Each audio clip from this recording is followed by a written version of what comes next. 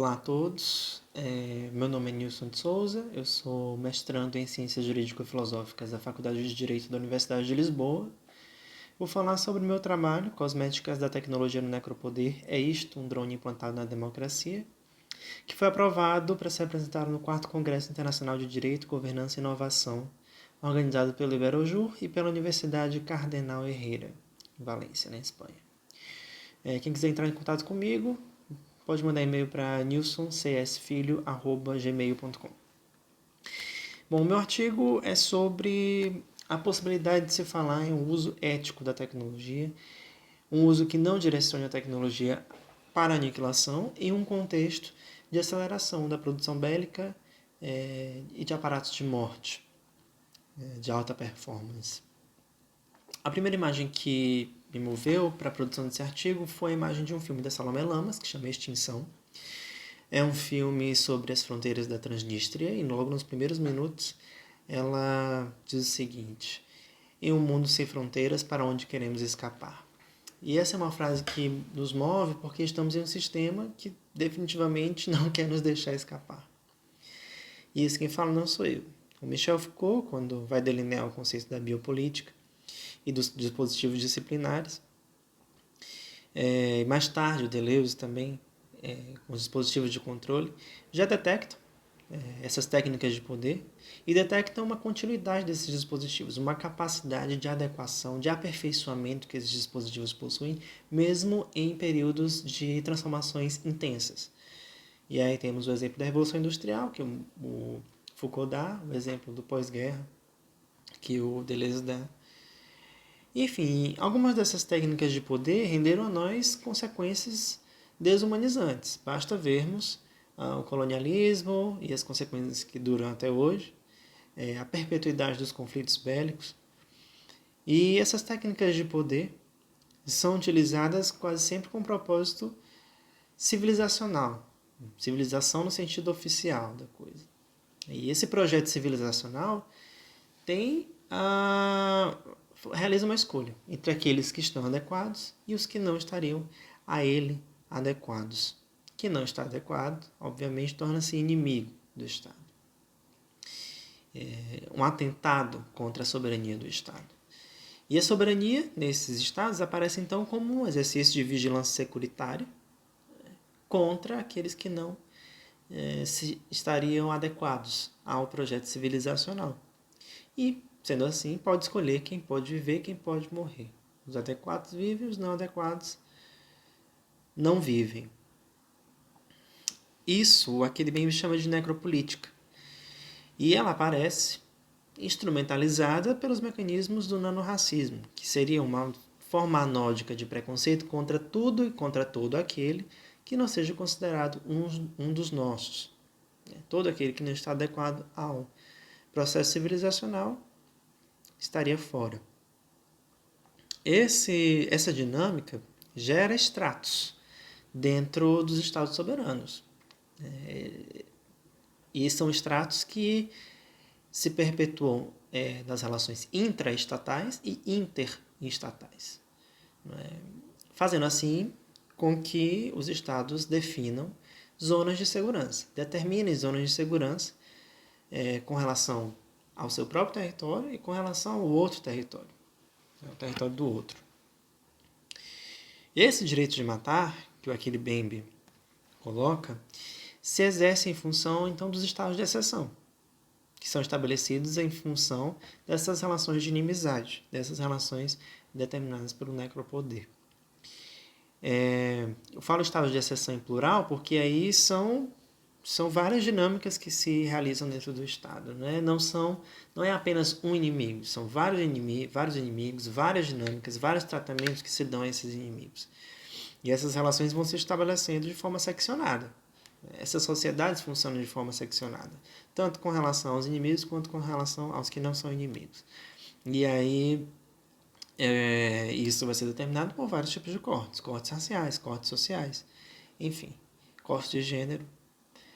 O Mendiola Gonzalo chama isso de geografias móveis do inimigo, tendo em vista que essas linhas de estratificação determinam topologias variantes. E esse funcionamento não se dá apenas em nível institucional, mas também em níveis paralelos. O caso dos poderes paralelos, o caso de outros autores políticos que possuem também máquinas de guerra com poder destrutivo. Eles também são guiados por essas dinâmicas.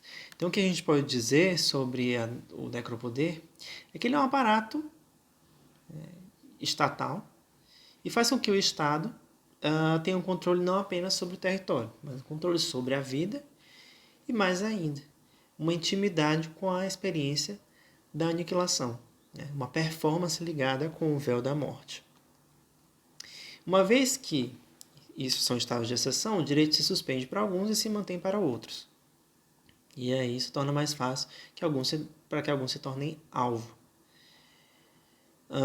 O Agamben, talvez por isso, chegue à conclusão de que o totalitarismo moderno pode ser definido pela instauração do estado de exceção, ou como eu coloco no plural, estados de exceção,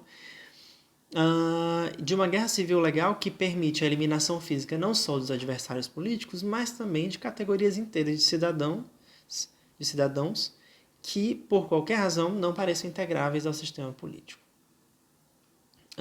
Então, essa conclusão aterradora do Agamben nos faz pensar se nós estamos em um esquema perpétuo de risco, né, de possibilidade de aniquilação. E é uma aniquilação não apenas física, é uma aniquilação também ética, como a Judith Butler lembra. Porque aqui não são apenas vidas que estão em risco, mas formas de se viver, né, que permanecem estigmatizadas por esses estados. E ela chama isso de soberania espectral, que é uma soberania que se alicerça no fantasma do outro, no apagamento do rosto do outro. Agora, diante desse contexto, é possível falar em uma ética no direito, um direito que possui uma ética? Porque o direito construído por essas relações é um direito caracterizado justamente pela deformidade. Ele atua em níveis atomizados, ele sofre cortes derivados desses fatores necropolíticos. E o drone, no século XXI, é a imagem perfeita, a imagem de morte com a qual temos que lidar. Porque o drone é justamente o resultado dessa aceleração de produção bélica e facilita a morte, aperfeiçoa a capacidade de morte sem ser dispendioso, ou seja, não se depende mais de um homem para matar o outro. Uma máquina tem uma precisão suficiente para matar alguém, a pessoa correta. Como é que a gente pode solucionar isso? Se a gente fosse por um viés aceleracionista, poderíamos falar de um hackeamento dos sistemas necropolíticos. Mas será que esses sistemas permitem o hackeamento? Será que eles não ocasionarão um outro aprisionamento? Com relação à perspectiva ética do direito, alguns autores já trazem algumas soluções. O Schmitt, que traz uma solução mais temerária, que confiando ao soberano os usos do direito, né? O Benjamin, que já fala de uma violência revolucionária, que paralisaria o tempo parasitário do direito. A Agamben já fala de uma destituição, de uma inatividade do direito, um outro uso para o direito. Mas todas essas soluções não respondem muitas das nossas questões do presente. E quais seriam essas questões? Acho que a primeira é como é que nós vamos exorcizar os nossos corpos desse fetiche pelo necropoder. Então, mesmo que experienciemos algo libertário, será que os nossos corpos não serão, as nossas subjetividades não serão moduladas por essa violência e nós voltaremos a esse esquema do necropoder, aos esquemas biopolíticos também? Então, como podemos exorcizar a nossa materialidade e a nossa subjetividade desse regime? E alternativas primitivistas à parte, a questão que fica é máquinas até onde, máquinas para quê? Se não há limites para essa produção de poderio de morte, de poder e de morte. E as democracias liberais, até quando precisarão produzir inimigos para se manter? E mais, quantos rostos vão eliminar até que se chegue ao nosso? É isso. Acho que essas são as questões que vão delimitar, vão ser preponderantes para o futuro. Muito obrigado, até mais.